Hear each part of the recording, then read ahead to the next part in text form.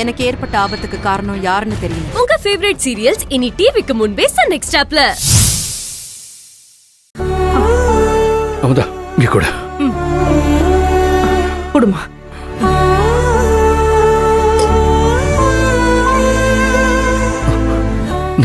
சாப்பிடுங்க.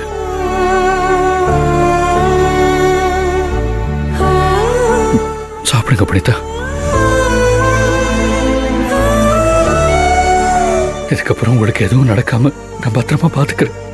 இப்போ நீங்க என்ன நல்லா தான் பாத்துக்கிறீங்க கபிலன்.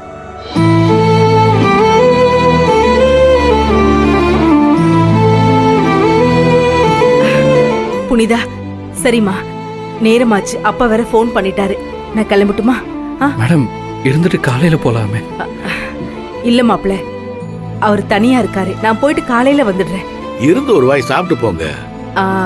இல்லண்ணே, எனக்கு பசிக்கல. இப்ப கிளம்புனாதான் சரியா இருக்கும். வீட்டுல போட்டதெல்லாம் போட்டபடி வந்துட்டேன்னு. அதான் புனிதாவை கவனிச்சுக்க நீங்க எல்லாம் இருக்கீங்கல்ல, நான் தைரியமா போறேன். அம்மாடி, அம்மா கிளம்புறேன். நீ மாத்திரையை போட்டு நல்லா ரெஸ்ட் எடுக்கணும். படுத்து தூங்கு. மாப்பிள்ள பாத்துக்கோங்க. நான் வரேன். வரேன்னே. சரி அமுதா வரேண்டாமா, பாத்துக்கோங்க. நான் சாப்பிடுங்க.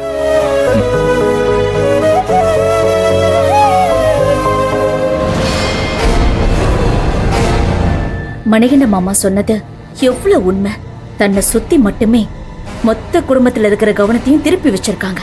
பத்தா குறைக்கு என் அண்ணன் அன்னைக்கு ஏதாவது ஆச்சுன்னா ரொம்ப கவலைப்படுவான். அண்ணே, என் அண்ணனை இந்த அளவுக்கு மயக்க வச்சிருப்பீங்கன்னு நான் கொஞ்சம் கூட நினைக்கல. இதுக்கெல்லாம் ஒரு நாள் கண்டிப்பா நீங்க பதில் சொல்லுவீங்க.